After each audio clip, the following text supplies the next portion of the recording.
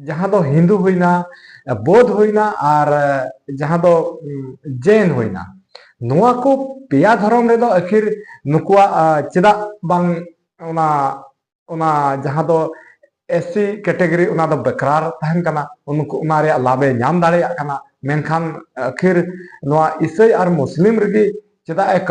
चलाव लेन खाय गे नुआ ओना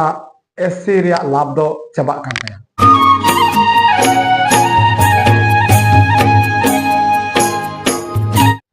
जोहार सनाम को और आपे पेगेल कना नुआ अंतर रसीने और जाव लका गिन सहर सेटरना आपे को समारे तिहिया नवाना दिन रे नवाना वीडियो रे और नय इन पे नेलें कान नाय नपाय बड़ा गे मिनैया और आपे हो पासे नपाय बड़ा गे मेना गया। तो तिहिया वीडियो रे मतलब दो नुआ कना जहां दो मिटान अडी मरांग से मरांग दिल्ली सुप्रीम कोर्ट खोय फैसला सामने तहे कना जहां तो नय पेपर मेना और नवा पेपर काटिन हो जारी कना और जहां रे नवा पेपर काटिन रे लई चे कना जहां दो ईसाई या मुस्लिम धर्म अपनाने से खत्म होगा एससी एसटी का दर्जा नवा कथा लई चे कना और नवा फैसला जब दिल्ली सुप्रीम कोर्ट रे खोय हेना तो अडी उतर होड़ा मोने रे नवा अडी उतर सवाल रकाबो कना उनको मोने रे नवा सवाल रकाबो कना नवा सवाल बनाव कना जे सरीना गी ईसाई से मुस्लिम धर्म अपनार लेखाय नवा एससी एसटी रे दर्जा खत्म आमेन नवा सवाल जतो होड़ा मोने रे अडी आट रकाबो कना और नवा उका फैसला है कना नवा तीन उचिता से बांग उचिता नवा हो अडी उतर हुदिस रे विषय पड़ाव कना और अडी उतर नवा होड़ को हुदिसे कना से को बिचारे कना जे नुंकाना फैसला आखिर चेदा हेना नवा सुप्रीम कोर्ट को। तो नवा बारे तेगे ना आबो बोन चर्चाया नवा तेगे इ लय आबोना जहां दो नवा जहां फैसला कना जहां नवा ओका दिल्ली सुप्रीम कोर्ट खोय नवा फैसला जब हेज कना नवा दो कना नवा आंध्र प्रदेश रे मिटान किस्से कना से कहानी कना जहां दो ओंडेना मामला कना जहां दो ओंडे मिटे फादर से पादरी नुकुआ नुया मामला कना जहां दो ᱧᱩᱛᱩᱢ कान तया जिठांडा आनंद और नुई जिठांडा आनंद गे नवा मामला कना नवा दो 2021 रे मामला कना जहां 2021 रे नुई दो जहां ओंडे चर्च रे फादर कनाय और ओना चर्च रे नुई दोय प्रार्थना सभाय होय चे थाना और ओंडे प्रार्थना चे को थाना और ओना ओक्ते रेगे जहां कनाय नुई कला रामे रेड्डी नुई दो ओना प्रार्थना सभा ठे चला कना और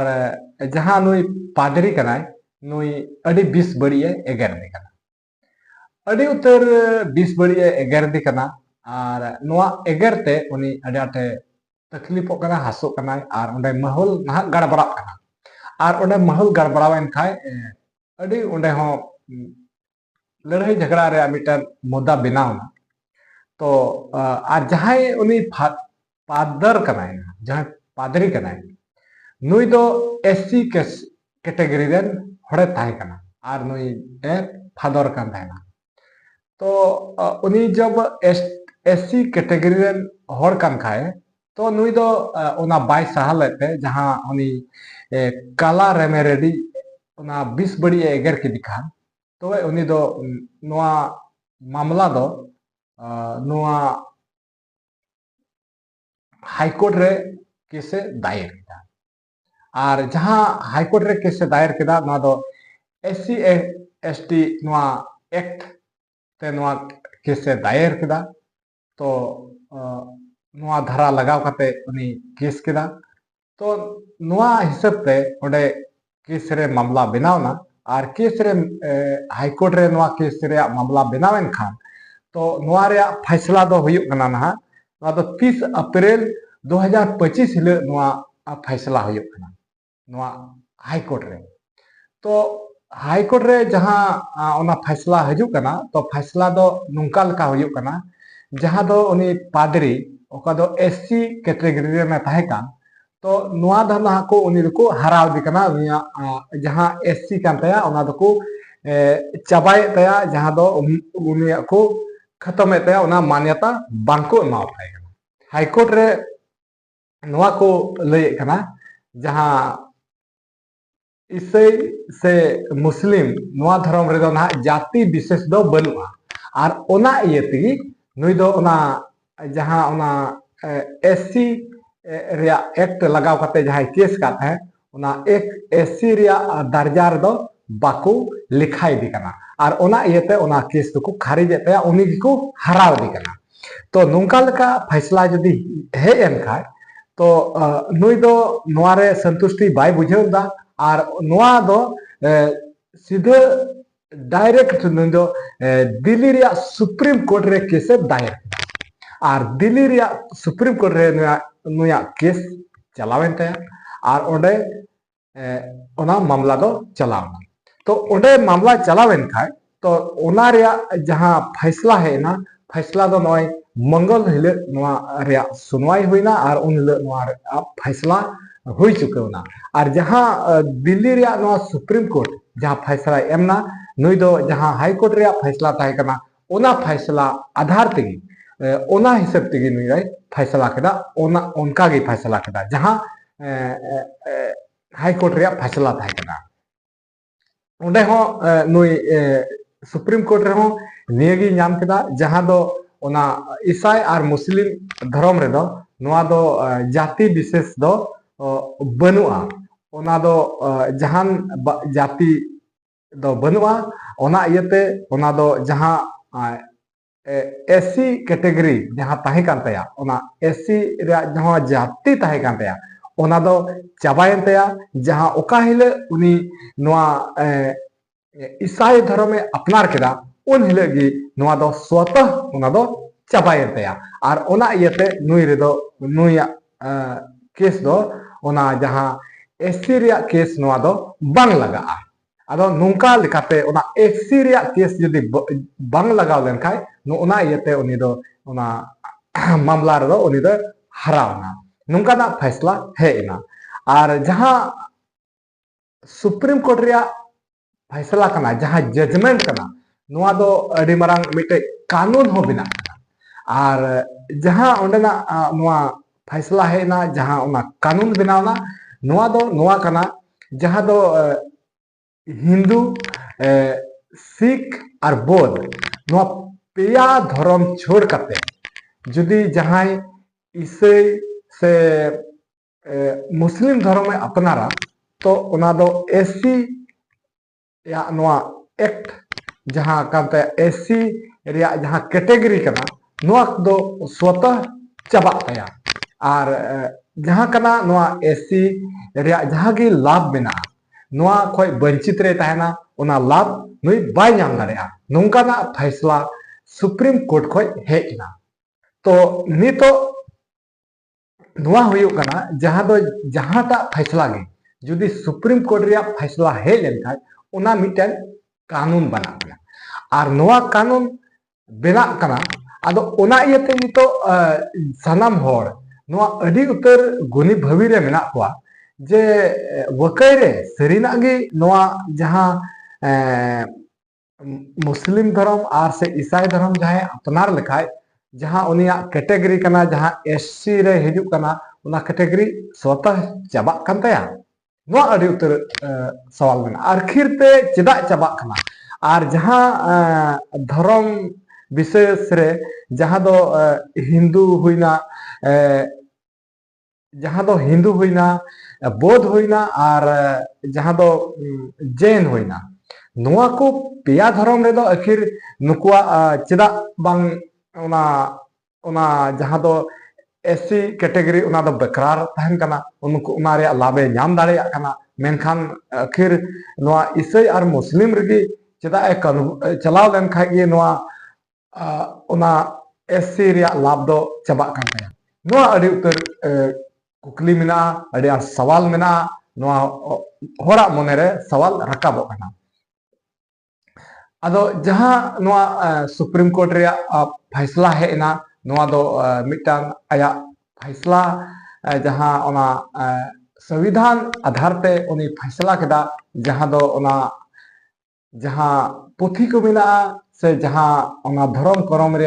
जहां संचालन मिना से धर्म रे जहां विशेष मिना ओका धर्म ओका मिना ओना हिसाब ते ना उनी दो आए फैसला केदा और जहां दो उनी लई चे कना जहां दो नवा किन धर्म रे जहां नवा दो विदेशी धर्म कना और अडी दिन खो जहां दो नवा धर्म दो बनुआ और जहां होड़ नोडे एससी रेन से एसटी रेन जहां होड़ को ताहे कना उनको दो नवा जहां दो हिंदू से बौद्ध से जे नवा को धर्म रेन होड़ कान ये को ताहे कना और जहां नवा विदेशी खो हे कना नवा दो तायंगी नवा धर्म हे कना और नवा रे जुदी जहां उचेड़ो कान का नवा दो जाति विशेष बनुआ और ओना इयते उनको दो ओना एससी रिया लाभ बांको नाम दाड़ेया नवा का दो दिल्ली सुप्रीम कोर्ट रिया नवा जजमेंट कना नवा फैसला कना आदो आरो सवाल दो हिजु कना नवा दो जहां नोडे फैसला ताहे कना नवा मिटे पादरिया और जहां दो नवा नुई एससी कैटेगरी रे ताहे कना तो नवा रे आरो सवाल जनामो कना जे जहां दो एसटी दो नवा मिटेन आरो ओना लेकाना दर्जा कान गया जहां दो एससी एसटी दर्जा कना आदो ओना एससी रे जुदी उनकाना सुनवाई हुई कना से उनकाना फैसला सुप्रीम कोर्ट रे फैसला के खाय तो एसटी रे हो चे उनका की फैसला हुईवा जहां जहां एसटी कनाय और उनी जुदी ईसाई से मुस्लिम धर्म में अपना रे खाय ओना एसटी रे दर्जा चबा तया से बांग चबा तया नोआ अडी मारान कुकली रे विषय पड़ाव तो मामला मान हा एससी रे ताहे कना मेनखा एसटी रे नोआ फैसला बांग ताहे कना आदो नोआ गे मिटान अडी हाट हुदिस रे चिंता रे से उयहर रे भावना रे विषय मेना अडी उतर हर को हुदिस कना को चिंता भावना कना को जहां जुदी और अड़ी उतर हर को कन्वर्ट कना से ईसाई रुको चलाव कना से मुस्लिम रुको चलाव कना आदो चेत नुको जहां एसटी कैटेगरी रेन हर बोले जहां नोय ईसाई तको चलाव कना से मुस्लिम तको चलाव कना आदो चेत नुको आरक्षण जहां उनको लाभ कना एसटी रे लाभ कना उना चबा तकवा से बा चबा तकवा नोआ अड़ी उतर कुकली रे विषय मेना मेनखान आदो नोआ गे आपे सनाम दिसम हर को सनाम आपे को चेलका राय पे बुझेवा से आपे उतर आपे टे हो आपे चेलका कुकली जनामो कना नोआ आपे टे सवाल ताहन कना चे जहां नोआ दिल्ली सुप्रीम कोर्ट रे जहां फैसला है ना जहां जजमेंट है ना नोआ जो जहां एससी रे मामला ताहे कना एससी लेका गे नोआ हो एसटी या दर्जा हो चबा तकवा जहां ईसाई से मुस्लिम धर्म में अपनार लेखाय ओंडे उनी उनका ओना धर्म रे कन्वर्ट लेन खाय से नोआ एसटी रे लाभ बाई हता दाड़ेया बाई नाम दाड़ेया नोआ हो चबा तया नोआ आपे ओकाल का पे बुझेव ᱧᱟᱢᱟ ओना हिसाब ते आपे कमेंट करते जरूर पे लई तबना और जहां इन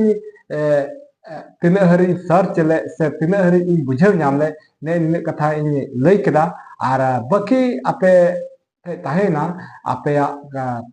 कोयो हर से आपे तंगी तड़ा रे इन ताहेना कमेंट बॉक्स रे आपे बुझ सुझ से ओकाल का पे आपे पे चिंता भावना दाड़े कावदा से अपेल का ओकाल का पे बड़ाई दाड़े कावदा नोआ को विषय ते तो आपे कमेंट करते निहत पे लई तबना तो तिहिया वीडियो दो ने निन हरि जे ताहे कना नोआ गे खबर ताहे कना नोआ